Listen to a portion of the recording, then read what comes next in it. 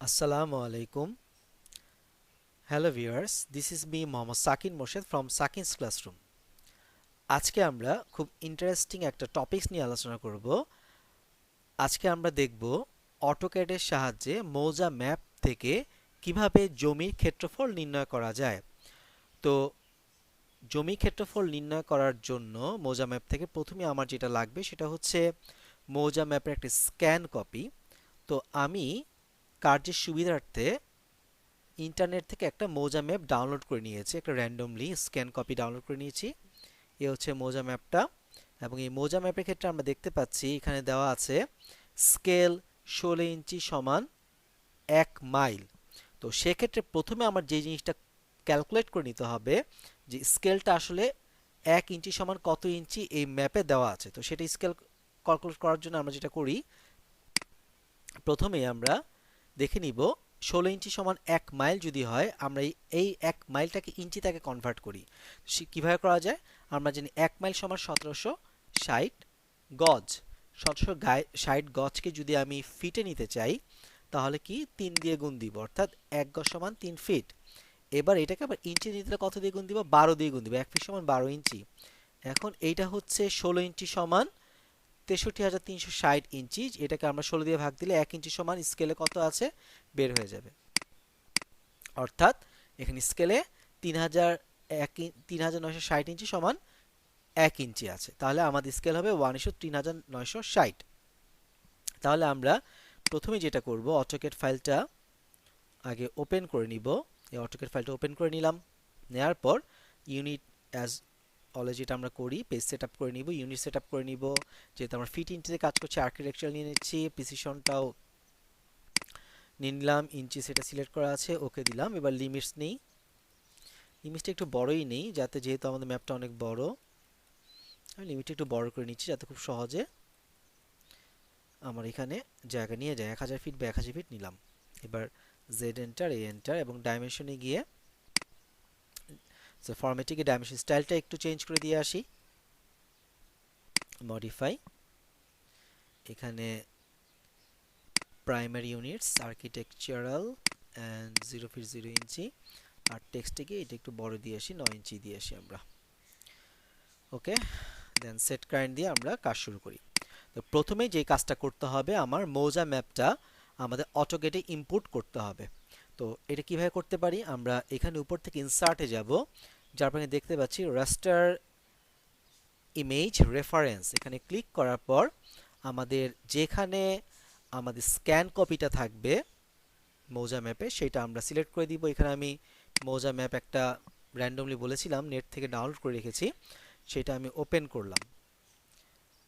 করার পর এখানে যেটা আমি বলছিলাম যে স্পেসিফাই অন স্ক্রিন, যে স্কেলটা আমার ক্যালকুলেট যেটা করেছিলাম এটা বসিয়ে দেবো। অর্থাৎ আমরা ক্যালকুলেট করেছিলাম এই যে এখানে 3,960, তাহলে এখানে আমার বসাই দিতে হবে 3,960।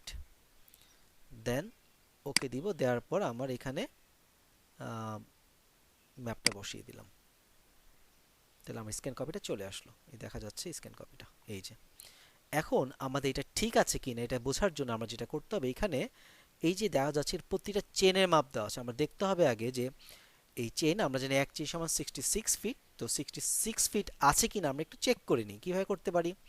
আমরা লাইন কমান্ডের সাথে নিই, যে আমরা ঠিক চেষ্টা করবো সেন্টার টু সেন্টার নেওয়ার জন্য। তো এখানে মোটামুটি সেন্টার থেকে এখানের আমরা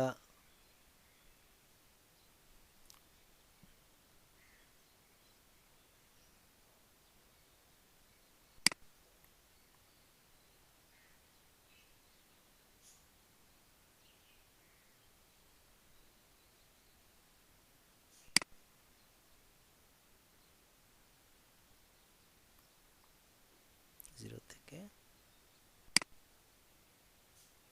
এই যে একটা সেন্টার থেকে একটা সেন্টার মোটামুটি 60 ফিট বা এর কাছাকাছি হবে, একটু এদিক সেদিক হতে পারে। এখানে 1-1.5 ইঞ্চি বা 2 ইঞ্চি, খুব বেশি ফ্যাক্টর নেই। যে আমরা দেখতে পাচ্ছি মোটামুটি সেন্টার থেকে একটা সেন্টার 66 ফিট পর্যন্ত দেখা যাচ্ছে। তো সেক্ষেত্রে তাহলে আমরা ধরে নিতে পারি এই স্ক্যান কপিটা ঠিক আছে। এখন আমরা দেখব what is the procedure to calculate area from মৌজা ম্যাপ। তো আমরা এখন যে কোনো একটা র্যান্ডম একটা জায়গা নেই। ধরলাম আমি এই 127 যে দাগটা আছে এই দাগের এরিয়াটা নির্ণয় করব। তো এরিয়া নির্ণয় করার জন্য আমরা প্রথমে এখানে লেয়ার কমান্ডটা নিয়ে একটা লেয়ার নিয়ে নিই, যেটা আমরা পলিলাইন দিয়ে কাজটা করতে হবে। তো পলিলাইন নামে একটা লেয়ার তৈরি করলাম এবং এটার কালারটা একটু বোঝার সুবিধার্থে, যাতে স্পষ্ট বোঝা যায়, এমন একটা কালার নিই। আমরা রেড কালারটাই নিলাম, নেওয়ার পর ওকে দিলাম। দেন আমরা এই পলিলাইন এই কমাটা নিয়ে এখন পলিলাইন আঁকবো। এখন মনে রাখতে হবে চেঞ্জেস বিন্দুতে আমাদের লাইন আঁকতে হবে। তাহলে যত চেঞ্জেস বিন্দু যত আমরা বিন্দু নিব মানে তত ভালো মাপ পাওয়া যাবে। তো আমরা দেখি এখান থেকে আমরা যদি শুরু করি, আমরা একদম চেষ্টা করবো একদম সেন্টার সেন্টার যাওয়ার জন্য। যেখান দিয়ে গেলে মোটামুটি সেন্টার যায় যতগুলো বিন্দু নেওয়া দরকার আমরা লাগলে নিব। এবং আমি আবার বলছি, যত বেশি সংখ্যক আমরা বিন্দু এবং সবচেয়ে খুব সতর্কতার সহিত কাজ করব, তত অ্যাকুরেসিটা ভালো আসবে। মোটামুটি সেন্টার দিয়ে আমরা নেওয়ার চেষ্টা করছি।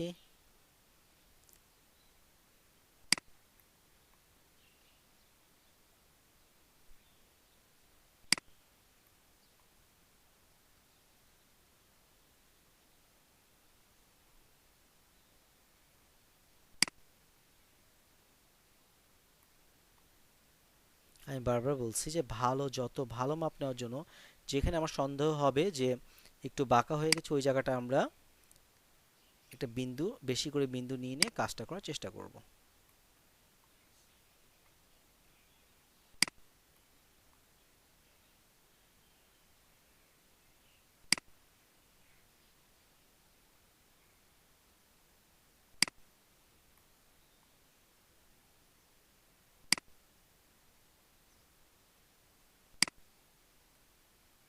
এই জায়গাটা বেশি বাঁকা মনে হচ্ছে, এর জন্য আমরা এখানে কিন্তু কয়েকটা বিন্দু নিয়ে নিয়েছি।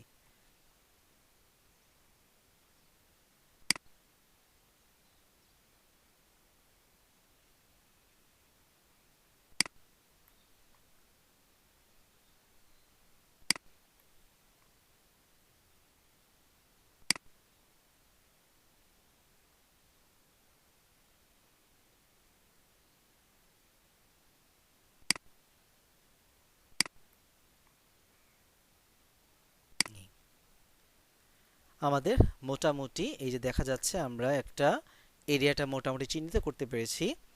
এবার আমরা এটার এরিয়া নির্ণয় করতে চাচ্ছি। এরিয়া নির্ণয় করার জন্য একটা কমান্ড আছে, সেটা আমরা দেখাচ্ছি। এবার আমরা এরিয়াটা যদি নির্ণয় করতে চাই যে এখানে কতটুকু এরিয়া আছে, এটা খুব সহজ কমান্ড। আমরা জাস্ট এটা সিলেক্ট করব, পলিলাইনের যে জায়গাটা পলিলাইন করছি সিলেক্ট করে LI লিখে এন্টার দিব।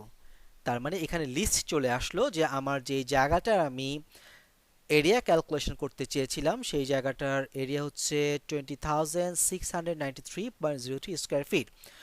তো এখানে আবার বলছি, যত সূক্ষ্ম মাপ আমি নিতে পারবো এটা তত অ্যাকুরেট আসবে। তো এই পদ্ধতিতে আমরা খুব সহজেই মৌজা ম্যাপের সাহায্যে যে কোনো একটা জায়গার এরিয়া নির্ণয় করতে পারি। তো আজকে এইটুক পর্যন্তই। আবার ইনশাল্লাহ নেক্সট টপিকস নিয়ে আবার আলোচনা করব। ভালো থাকবেন সবাই। আল্লাহ হাফেজ।